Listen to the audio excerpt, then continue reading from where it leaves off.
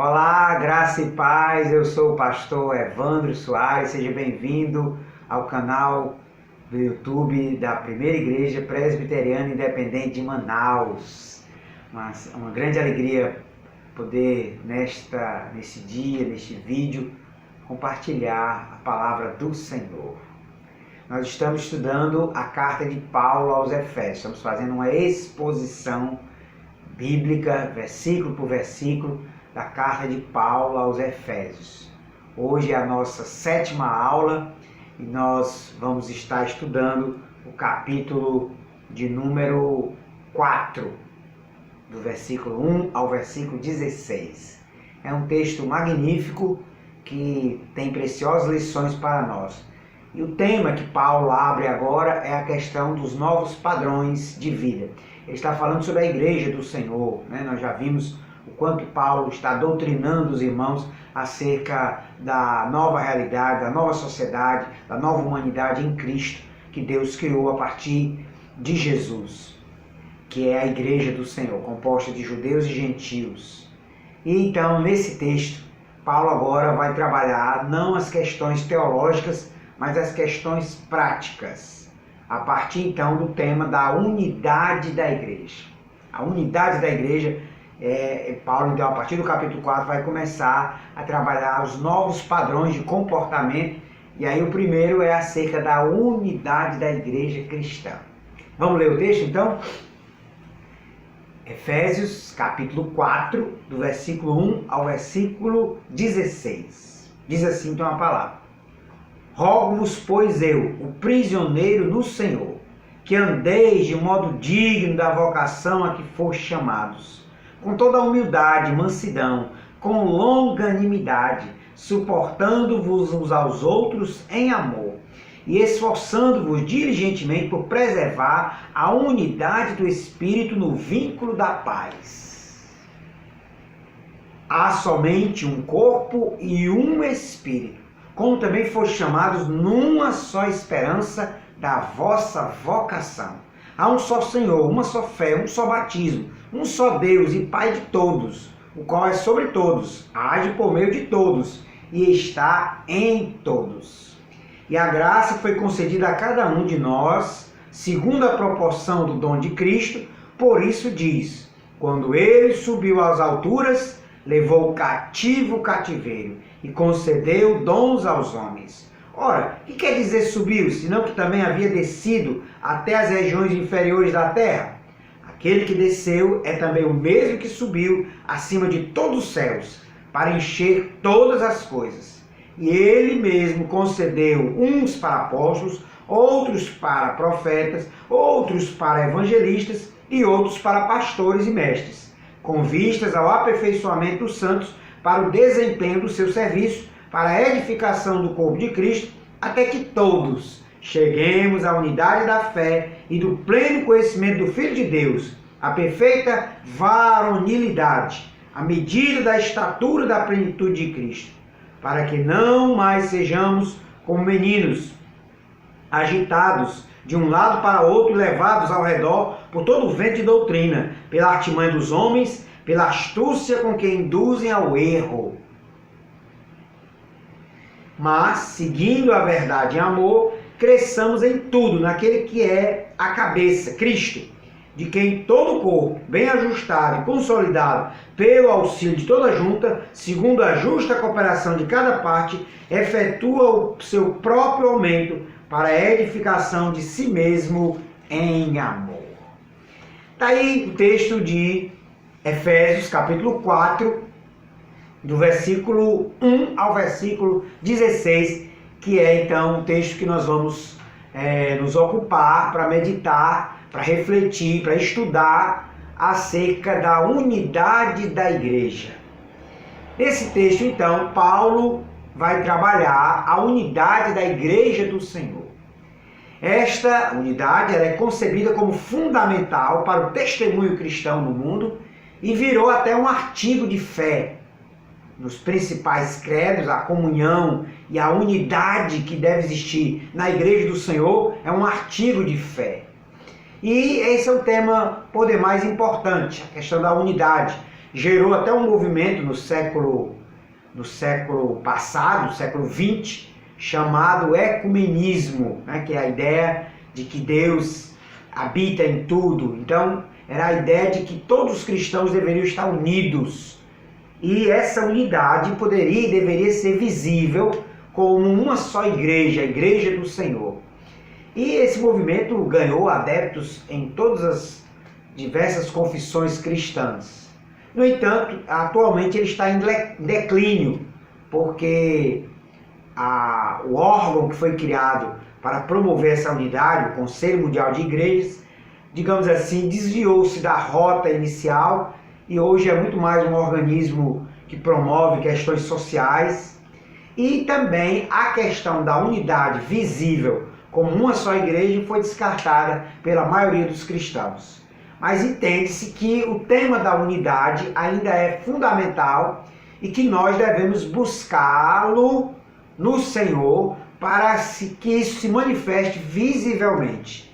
Não que os cristãos precisem estar numa só igreja, mas que todas as diversas igrejas cristãs manifestem, igrejas cristãs genuínas, legítimas, manifestem uma unidade, manifestem uma comunhão que serve como testemunho da vida cristã, da vida de Cristo em nós, na Igreja do Senhor.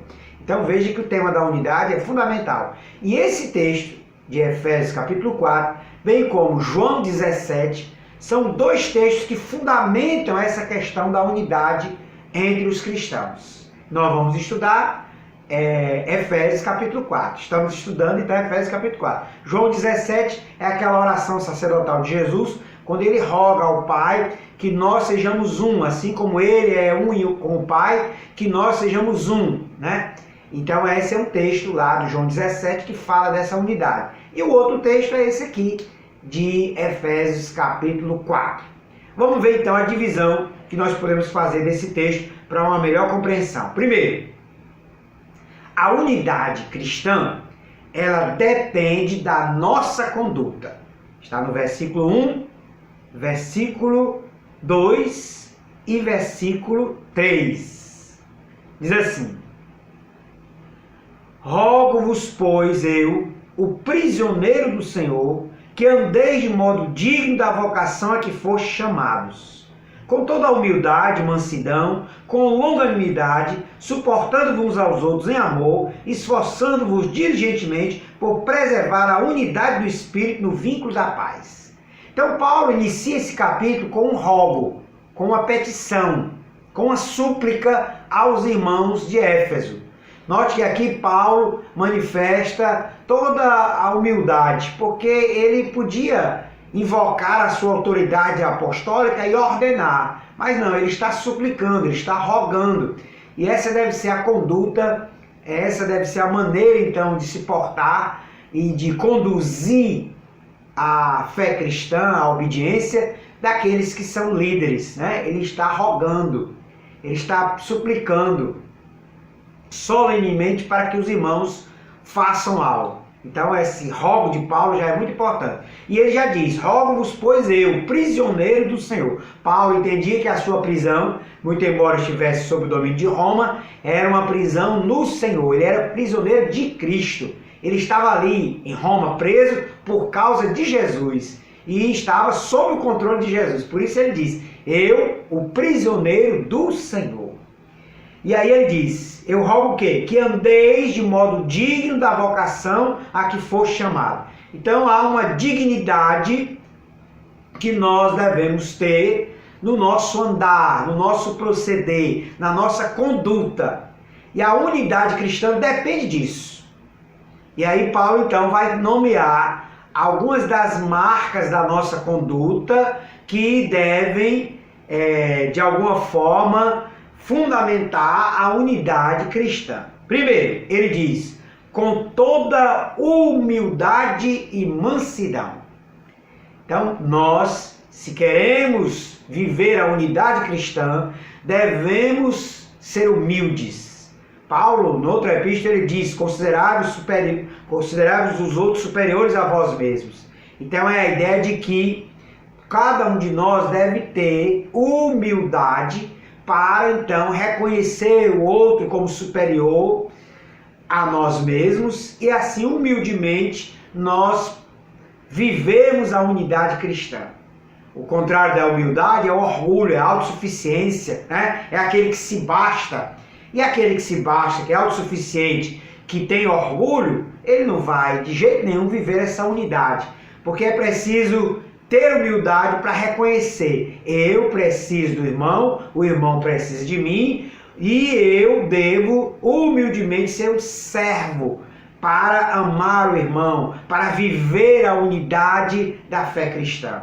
Mas não somente a humildade, mas também a mansidão. Mansidão é esse trato de forma gentil, de forma mansa. Jesus é o exemplo disso quando ele disse: vinde aprender de mim, porque sou manso e humilde de coração. Então essa humildade e a mansidão é fundamental para a unidade cristã. O cristão tem que ser manso. É aquele homem, aquela mulher que reage a todas as circunstâncias da vida, inclusive dos relacionamentos, de forma gentil, de forma mansa, né? E não violenta, que é o contrário aí da mansidão, né? Então essa é uma característica que deve marcar a nossa conduta, humildade e mansidão. Mas Paulo diz mais, ele diz também que nós devemos também ter longanimidade, que é a ideia da paciência, que é a ideia de alguém que tem paciência para com o outro. Quando na unidade cristã perdemos a paciência, a gente quebra a unidade, quebra a comunhão, porque nós precisamos ser pacientes, longânimos para com o outro, para com o irmão, para com a irmã, mesmo a despeito dos erros, das falhas do outro, mesmo a despeito às vezes da forma rude como o outro fala, interage conosco, nós devemos ser pacientes, nós devemos ser longânimos para com os nossos irmãos. E aí Paulo também diz que nós devemos dar suporte uns aos outros. A tradução aqui, né, suportando uns aos outros, muitas vezes gera uma interpretação de que é a ideia de que nós não podemos suportar o outro, né? De que nós não aguentamos o outro, que é uma deturpação dessa expressão. A ideia aqui é dar suporte, é dar ajuda, né? Porque na unidade cristã eu devo ser um suporte para o meu irmão. Eu devo ser alguém que dá apoio, que dá ajuda. Paulo diz isso lá aos Gálatas, né? Epístola aos Gálatas, ele diz: levai as cargas uns dos outros e assim cumprireis a lei de Cristo. Então eu tenho que dar suporte. Por isso ele está dizendo, suportando-vos uns aos outros. Aí ele diz mais, em amor. Tudo isso, humildade, mansidão, longanimidade, suporte, deve estar fundamentado no amor. Ele já havia falado nisso no capítulo 3, quando ele orava pedindo que nós fôssemos enraizados e alicerçados em amor. Mas agora ele mais uma vez enfatiza que todas essas virtudes da nossa conduta, a paciência, a humildade, a mansidão, o suporte, devem estar fundamentados em amor. Nós devemos agir motivados pelo amor ao irmão, à irmã.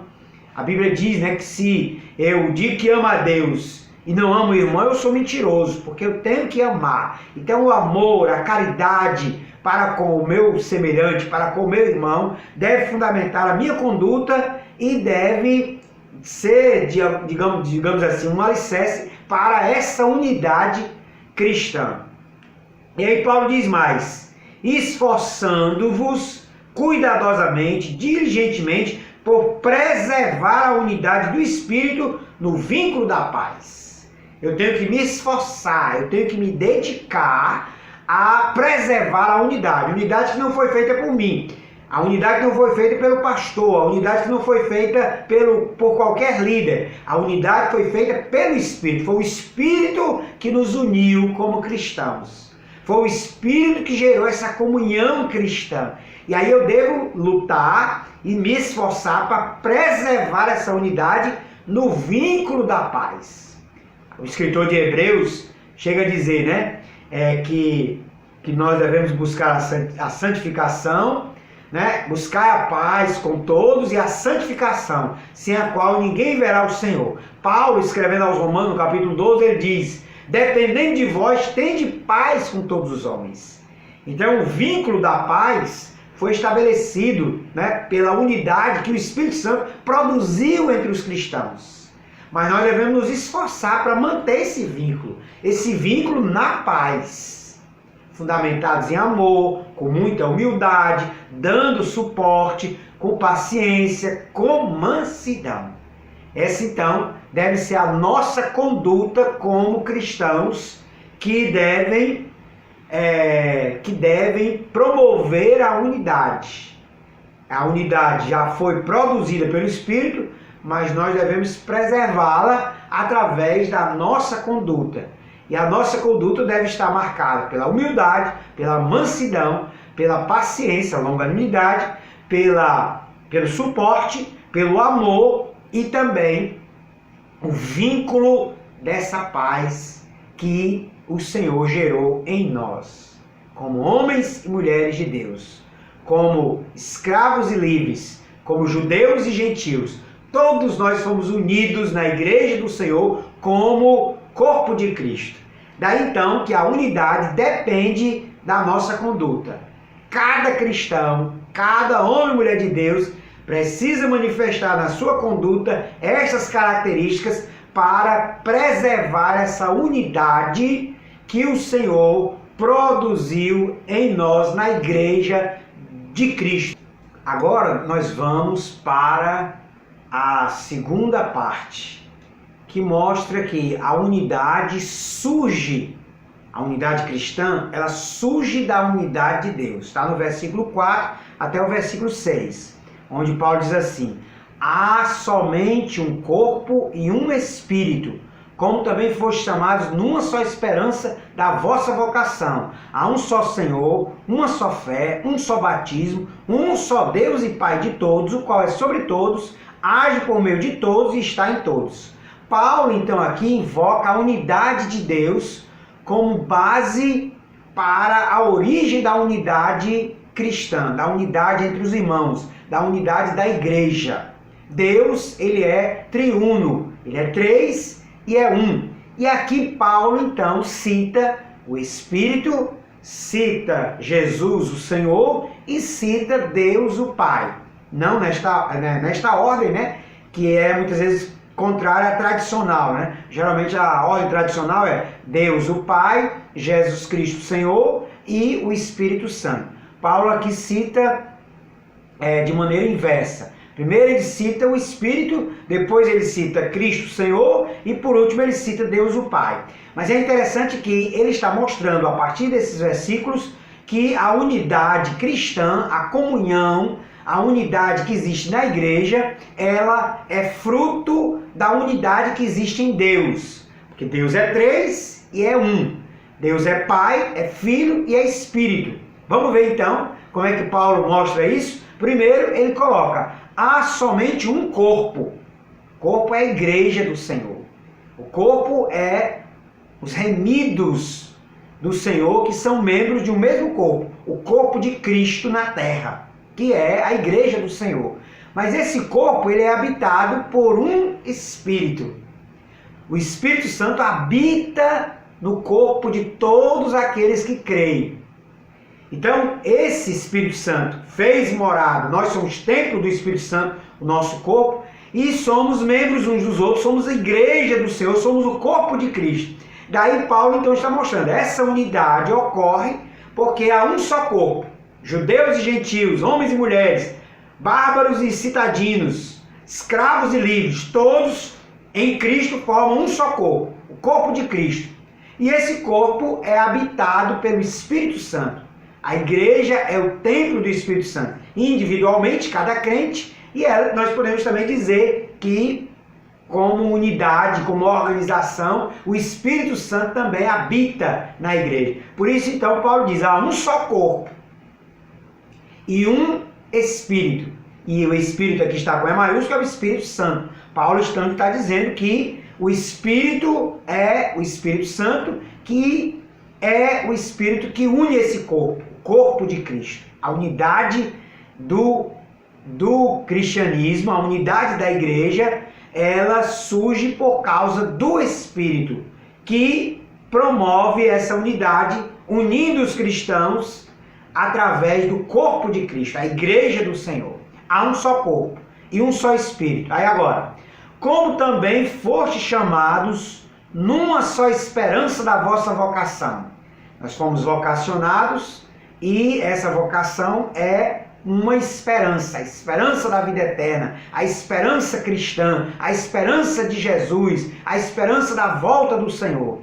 Então, essa esperança é produzida pelo Senhor, por Jesus, né? O Espírito, e aí a ideia do corpo. Agora, a esperança da nossa vocação é em Cristo. Por isso, no versículo 5 ele vai dizer: há um só Senhor, Jesus Cristo. Jesus é o Senhor absoluto sobre a sua igreja.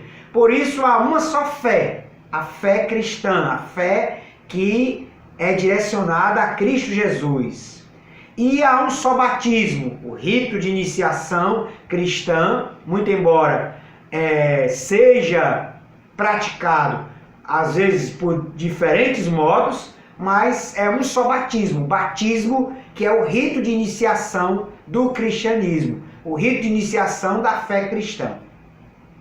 E agora ele vai fazer referência ao Pai. E há um só Deus e Pai de todos, o qual é sobre todos, age por meio de todos e está em todos. Então veja aí a triunidade, ou a trindade, sendo manifesta. O Espírito gerando a unidade do corpo de Cristo, o Senhor Jesus gerando esperança, fé e um só batismo, e o Deus Pai, Pai de todos, que age em todos, sobre todos, né, e está em todos. Então veja que a unidade cristã, ela tem como base, como fundamento, e ela surge a partir dessa relação trinitária de Deus. Porque Deus é triuno. Deus é Pai, Deus é Filho, Deus é Espírito Santo. E esses três agem em unidade, gerando o corpo, gerando uma só fé, gerando um só batismo, gerando uma só esperança, porque esse Deus é Pai, age por meio de todos, está sobre todos e está em todos. E porque o Senhor Jesus operou a salvação na cruz do Gólgota, vindo a este mundo, morrendo na cruz, gerou então a esperança da vida eterna e nos deu a fé e também um só batismo.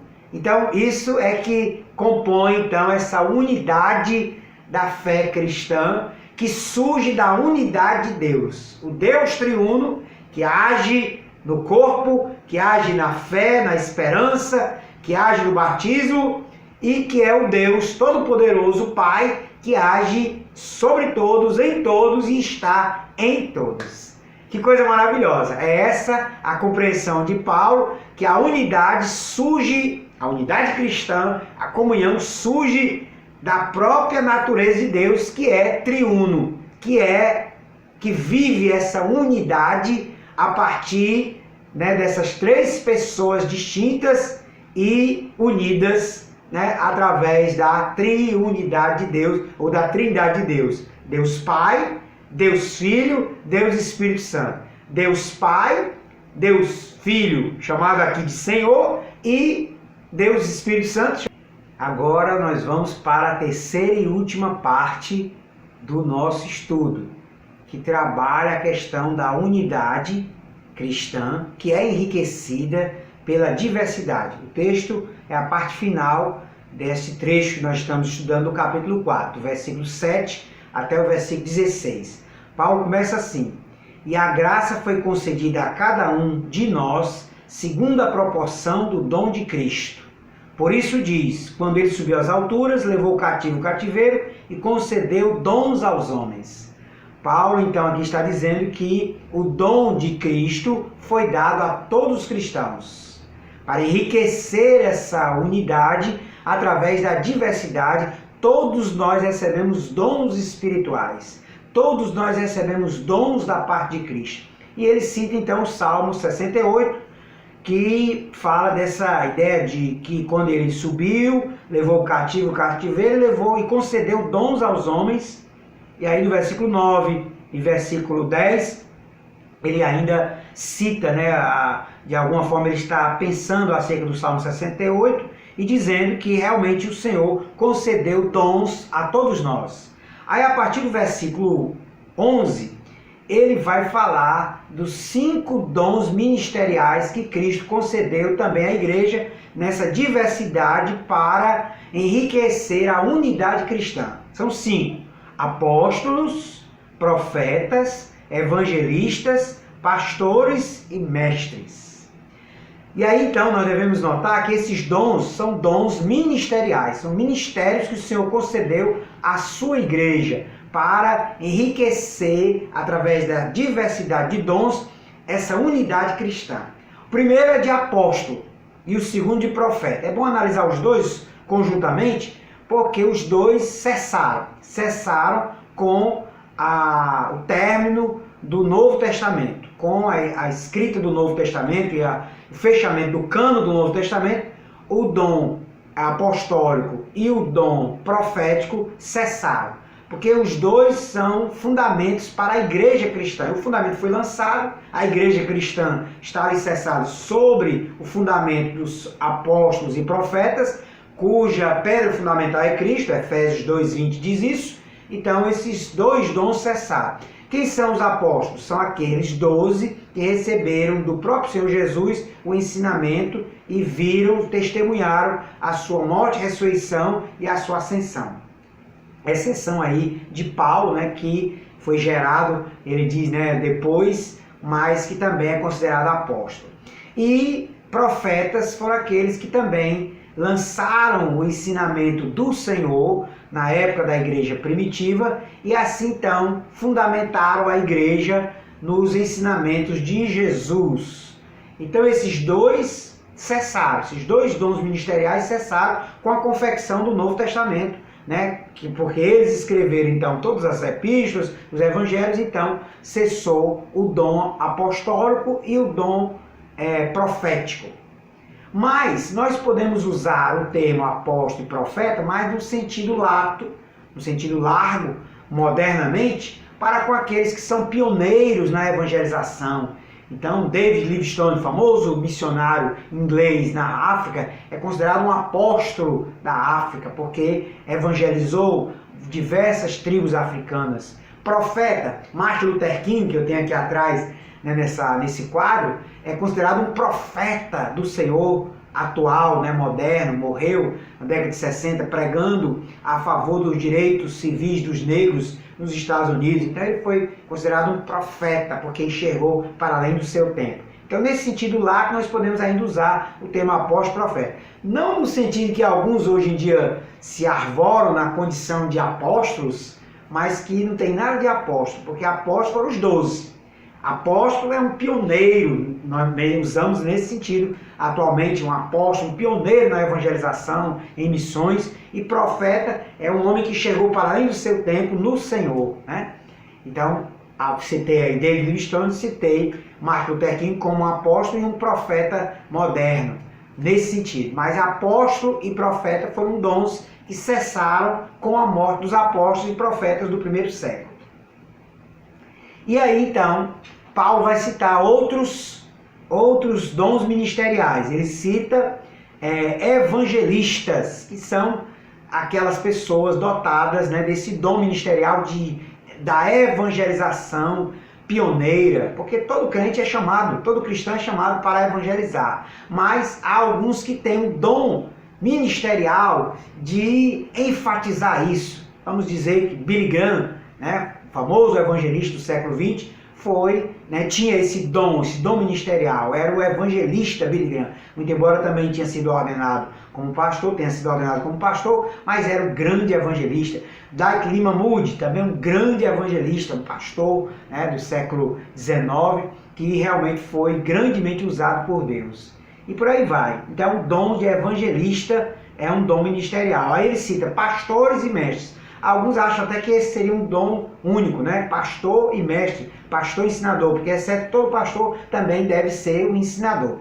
Mas aqui nós podemos distinguir pastor como aquele que apacenta, né? Que nutre, alimenta o rebanho de Deus, e o mestre como aquele que ensina, que leciona, né? Que tem o dom para o ensino. Russell Shedd, né? Que esteve aqui no Brasil durante muitos anos com o seu ministério, era um verdadeiro mestre na palavra. Tanto é que a Bíblia Shedd, a antiga Bíblia Vida Nova, ficou como um legado, né, dos seus ensinamentos.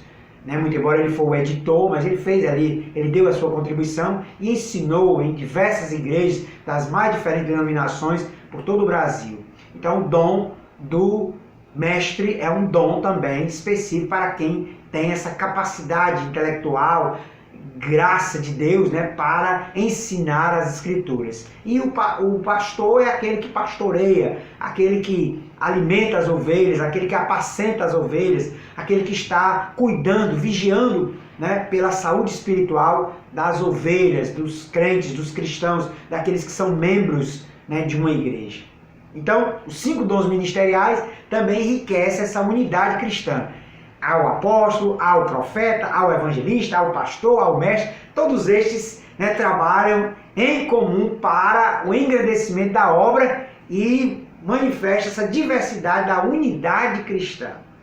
E tudo isso tem um propósito. Paulo diz lá no versículo 12, com vistas ao aperfeiçoamento dos santos para o desempenho do seu serviço, para a edificação do corpo de Cristo. Então, a ideia é que todos esses ministérios serve para o enriquecimento da unidade e para o aperfeiçoamento de todos os fiéis. Todos os santos são aperfeiçoados, né, crescem como cristãos, como seguidores de Jesus, a partir da ministração do apostolado, do profetismo, né, do evangelismo, através, né, do pastor e do mestre. Todos esses ministérios servem para edificar e aperfeiçoar cada vez mais os santos, os fiéis em Cristo Jesus. E tudo isso com o objetivo do crescimento do corpo. É isso que Paulo vai falar, né, do versículo 13 em diante. Até que todos cheguemos à unidade da fé e do pleno conhecimento do Filho de Deus, à perfeita varonilidade, à medida da estatura da plenitude de Cristo, para que não sejamos levados como meninos, agitados de um lado para o outro, levados ao redor por todo vento de doutrina, pela artimanha dos homens, pela astúcia dos que induzem ao erro. Mas, seguindo a verdade em amor, cresçamos em tudo naquele que é a cabeça, Cristo. Então, a igreja cristã, o cristão, o discípulo de Jesus, né, forma essa unidade, é aperfeiçoado através do ensino, né, através do ministério desses dons, para que ele não seja levado por todo o vento de doutrina, para que ele não seja um menino na fé. Quantas pessoas, muitas vezes, por não valorizar esta unidade, por não darem ouvidos aos pastores, aos mestres, aos evangelistas, aos apóstolos, à luz da Bíblia, aos profetas, à luz da Bíblia, caem em todo o vento de doutrina. Então a comunhão e a unidade é fundamental para o cristão crescer, aperfeiçoar-se na fé e não cair nas heresias, na apostasia que muitas vezes caracterizam muitos na atualidade. Aí no versículo 16 ele termina, né? De quem todo o corpo, bem ajustado e consolidado pelo auxílio de toda a junta, segundo a justa cooperação de cada parte, efetua o seu próprio aumento para a edificação de si mesmo em amor. Então, é o crescimento do corpo que essa unidade promove através da diversidade dos dons. Vamos concluir então, afirmando que, diante dessas declarações de Paulo, nós somos exortados a preservar a unidade para o nosso crescimento como corpo de Cristo aqui na face da terra. Você tem feito isso? Nós temos feito isso? Vamos preservar a unidade, vamos valorizar a comunhão, a unidade cristã, para que nós possamos crescer, nos fortalecer, de tal modo que o corpo de Cristo na terra brilhe nessa diversidade de dons, a unidade do povo de Deus, para que se cumpra aquilo que Jesus orou na oração sacerdotal de João 17, para que todos sejam um, ó Pai, assim como tu és em mim, eu em ti, que todos sejam um, para que o mundo creia que tu me enviaste. Deus abençoe a todos, curta e compartilhe, divulgue esse canal, se ainda não é inscrito, se inscreva, que Deus abençoe você em Cristo Jesus. Amém. Amém.